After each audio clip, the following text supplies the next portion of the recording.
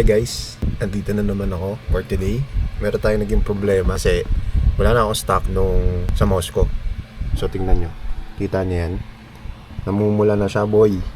Namumula na. So tingnan natin dito sa monitor. Anong oras pa lang? 12 na. Late na ng gising na naman ang person. So check natin dyan. Kita mo yan.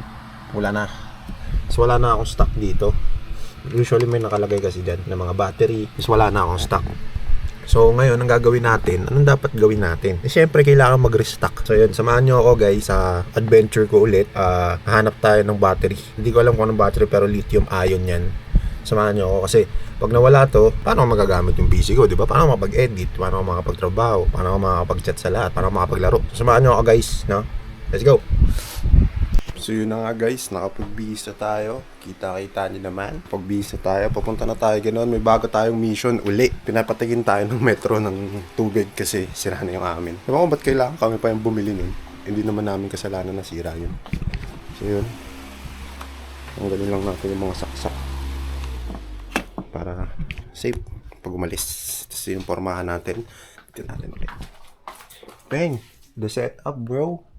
The setup. Yes sir. So yun, let's go. Samahan nyo ako. Commute lang tayo. Hindi na ako magdadala ng motor kasi mahal ang gas. So yun na nga, paalis na tayo. Punta na tayo sa kung saan. So yun guys, naghihintay tayo ng jeep. Papunta sa kung saan tayo pupunta. Feeling ko alam nyo yun kung saan yun pero yan natin kung alam nyo. Comment down below. Wow, comment down below.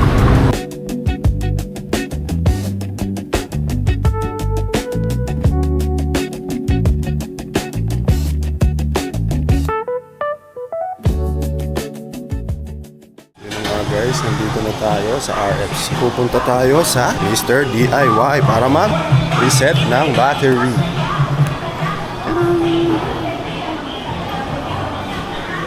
So, paano tayo guys?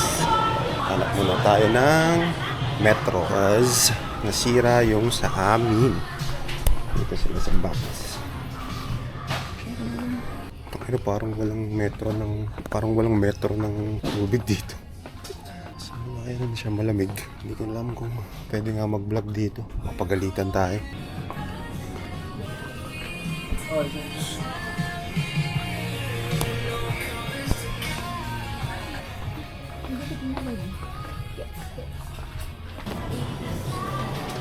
So ito yung hinahanap natin, 65 pesos. Hindi tayo isa. Testing natin sa mouse.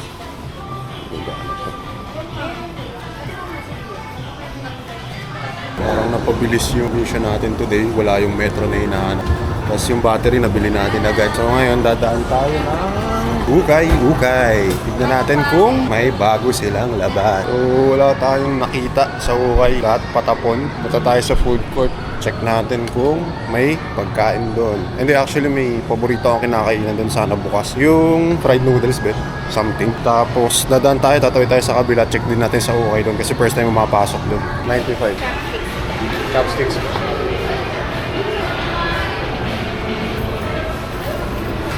So yun guys, umorder tayo ng 95 sa Ohay. Hindi ko lang paano pronounce pero yun. Yun, hinihintay lang natin yung order. Order tayo ng jambos. Hindi natin alam kung kayang ubusin yun. Ito yung nabili ko.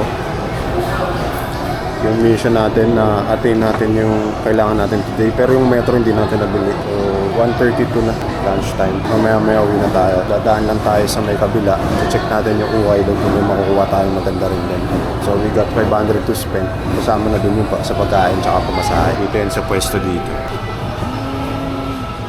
Parang food court. Sobrang tagal na itong food court na to. Parang grade school pa lang. Ako. Dito na to. Makain na kami. Rin guys, na wait lang natin. Saka na. Pag dumating na yung pagkain, di-video tayo.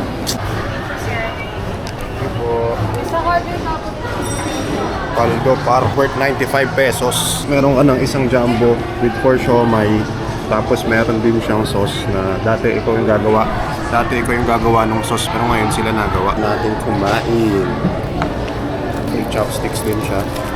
Sa inyong pagkain. Manis. Sakto, hindi pa ako nagla-lunch. Namamatay yung stream eh. Pero yun, tara kain tayo guys. Talaga yung pinunta ko dito. Yung noodles.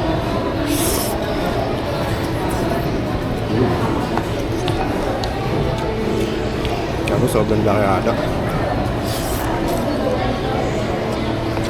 Actually, nakakain na kami ng gantong legit nung nag-Hong Kong kami. Parang katulad lang din. Siyempre, mas masarap lang ang sauce nila kumpara dito sa sauce sa Pilipinas. Pero ang dami.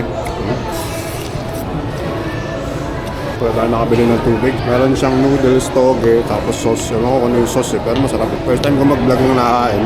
Siguro tutuloy-tuloy na natin to kapag maraming engagement. Kasi yung showman niya local lang. Pero okay pa rin. Yan siya. Kita ba?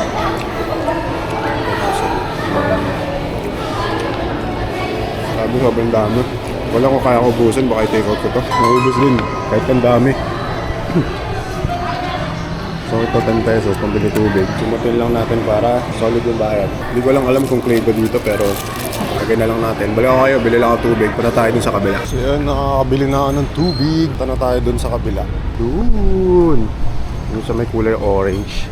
Sumi, okay. Nabusog ako doon sa worth 95. Medyo pricey lang para sa akin, out of budget. Pero okay naman. Balik ako ito, tatawid lang tayo. Punta tayo doon. So let's go. Wala tayong makitang magandang ukay doon. Malaki siya. Kaya lang mag-video. Ewan, pwede kasi mag-film doon. So uwi na tayo. Mission success naman na tayo. Nakuha na natin yung ano. So uwi na muna tayo. Saka na natin tuloy yung vlog. Sana na-enjoy nyo to. Let's go.